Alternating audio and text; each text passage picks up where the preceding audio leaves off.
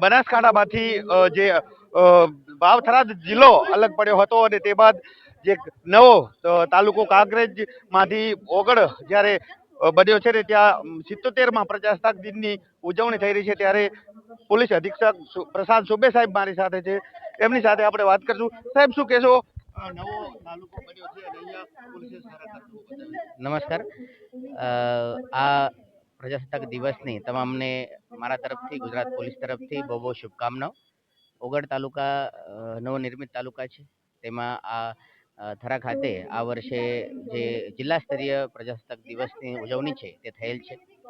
Police તરફથી પણ જે પરેડ છે તેના સિવાય અન્ય જે અશ્વ હોય અથવા ટેબ્લો હોય તેની ઉજવણી અને તેની પ્રદર્શન કરવામાં આવેલ છે. બહુ સારી રીતે આજનો જે ઉજવણી છે તે પૂર્ણ થયેલ છે અને પોલીસની કામગીરી પણ બહુ સારી રીતે શરૂ છે.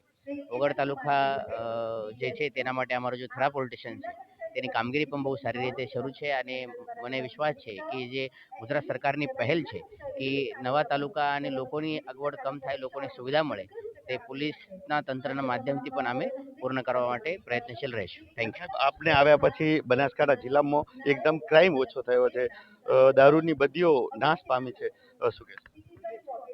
અમારા તરફથી, મારા ટીમ તરફથી આ બાબતે પ્રયત્ન શરૂ છે. દારૂ હોય, ડ્રગ્સ હોય અથવા અન્ય જે અસામાજિક પ્રવૃત્તિ છે તેને ડામવા માટે અમે સતત પ્રયત્નશીલ છે અને આવનારા સમયમાં પણ આ કામગીરી શરૂ રહેશે. આ હતા જે બનાસકાંઠા જિલ્લાના જે પોલીસ અધિક્ષક પ્રસાદ સુબે સાહેબ. એમના સાથે વાત કરીએ.